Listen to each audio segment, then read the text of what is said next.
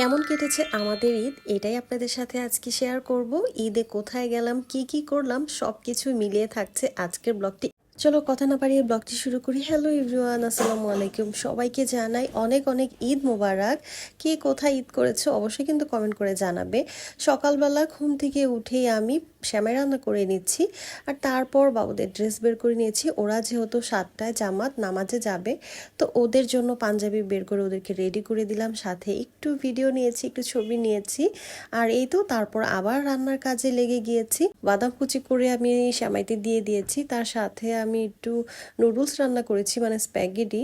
তো এটা আমি হালকা করে একদম রান্না করেছি, তেমন কিছু দিইনি, ছোট বাবুর জন্য আর কি। আর শ্যামাইতে আমি কিসমিসটা ব্যবহার করিনি, এটা দিলেও আমার বাবুরা খেতে পারে না। তো এই জন্য অনেক কিছুই আমার স্কিপ করে নিতে হয়।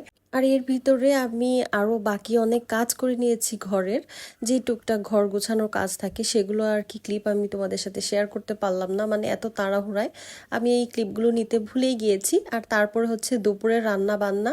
তো আমি এখানে পোলাও বসিয়ে দিয়েছি, চেয়েছিলাম যে খিচুড়ি রান্না করব, তবে আমার বাবুদের ডিমান্ড, সে খিচুড়ি খাবে না, পোলাও খাবে।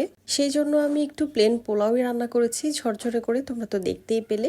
আর এখানে আমি মাংস বসিয়ে দিচ্ছি, মাংসটা আমি হাতে মেখে রান্না করব। ঈদ আসলে না সেই ছোটবেলায় মায়ের কথা মনে পড়ে যায়।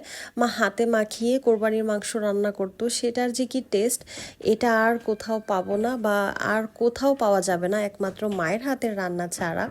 তো এই তো আমার রান্নাও প্রায় হয়ে গিয়েছে। এখন সব কিছু আমি টেবিলে পরিবেশন করে নিব। আর এই ছিল আজকের আয়োজন, মানে ঈদের দিনের আয়োজন খুবই সিম্পল রেখেছি আমি। আর ঈদের দিন তো সবার বাসায় একই খাবার দাবার হয়।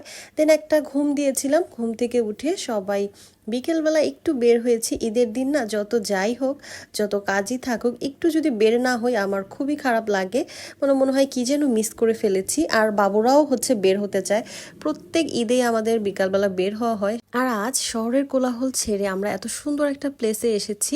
রোজার ঈদে তো রেস্টুরেন্টে গিয়েছিলাম, কিন্তু একদমই জায়গা পাওয়া যায় না। তবে এবারের ঈদে একটু ভিড় কম ছিল, এরকম দেখেই আমি জায়গা চুজ করেছি। তো আমরা গিয়েছিলাম উত্তরা।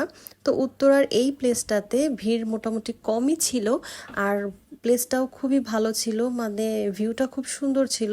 আর খোলামেলা আছে, শহরের কোলাহল থেকে এরকম একটু খোলামেলা গ্রাম সাইডের দিকে গেলে না ভালো লাগে আমার কাছে মনে হয়।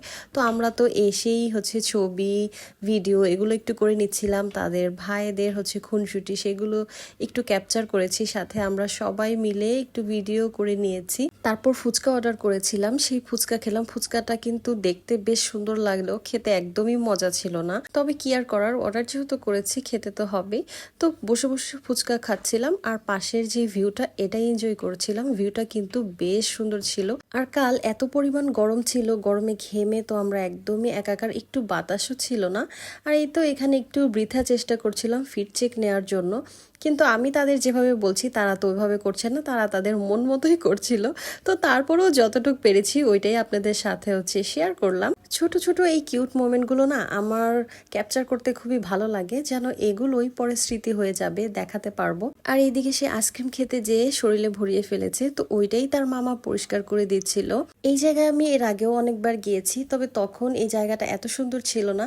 এখন কাইন্ড অফ একটু রেস্টুরেন্টের মতো করার চেষ্টা করেছে, মানে একটু সিট দিয়েছে বসার জন্য আলাদা করে। তো এটা কিন্তু দেখতে একটু অ্যাস্থেটিক লাগছিল, মানে একটু মাচা টাইপের করে দিয়েছে, আবার কাঠের টেবিল দিয়েছে। আমার কাছে তো প্লেসটা ভালোই লেগেছে। আর সব থেকে বড় কথা, ছবি পিকচার খুব সুন্দর সুন্দর আসছিল। দেন আমরা চলে গেলাম এই রাইডগুলোর কাছে, আর ভিউটা দেখেন কত সুন্দর। এটা প্রায় সন্ধ্যার সময়। তো বাবু ট্রেনে উঠবে, ওকে একটু ট্রেনে উঠালাম। এখানে বেশ কয়েকটা রাইডই ছিল। তো ওরা দুইজন দুই জায়গায় উঠলো, একজন নৌকাতে আর একজন ড্রাগন ট্রেনে।